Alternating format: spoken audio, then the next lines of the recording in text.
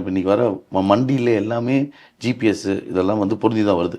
So அந்த வண்டியில் எவ்வளோ கடத்தியிருக்காங்க முதற்கொண்டு எல்லா விஷயமும் வந்திருக்கு. இப்போ கேஸ் தான் நடந்துட்டுருக்கு. கண்டிப்பாக நாங்கள் வந்து அதான் இந்த மாதிரி இவங்க என்ன தைரியத்தில் இன்னும் நான் என்ன சொல்கிறேன், இவ்வளோ இப்போ பிஜேபி கவர்மெண்ட் சென்ட்ரல் கவர்மெண்ட் வந்திருக்காங்க, இவ்வளோ டிரான்ஸ்பரண்ட்டாக இருக்கணுங்கிறது டே ஒன்லேருந்து ரொம்ப தீவிரமாக சொல்லிகிட்டு இருக்காங்க. எல்லாம் டாக்ஸேஷன்லேருந்து எல்லாம் ஓப்பன் புக் மாதிரி வச்சு எல்லாம் டிரான்ஸ்பரண்ட்டாக பண்ணணும்னு திரு மோடிஜி அவர்களுடைய ஆட்சியில் வந்து எல்லாமே இன்றைக்கி வந்து ஜிஎஸ்டி ரெவன்யூலேருந்து எல்லாமே பார்த்திங்கன்னா எல்லாமே இன்க்ரீஸ் ஆகிட்டு இருக்குது.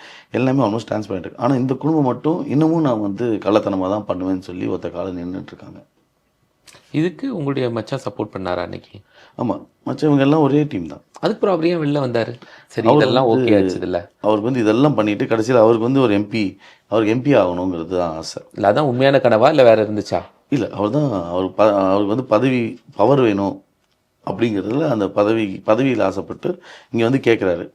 இந்த குடும்பத்தை பற்றி உங்களுக்கு தெரியும், ஊரே கூறு போட்டு வித்த குடும்பம். இங்கே இவங்ககிட்ட போய் இது கேட்டோன்னா இவங்க அங்கேருந்து துரத்துறாங்க. தலைமையில் ஒரு சிஎம்மும் அவங்க வீட்டில் இருந்து இவனை இங்கே வச்சுக்க வேணாம்னு சொல்லி துரத்துறாங்க.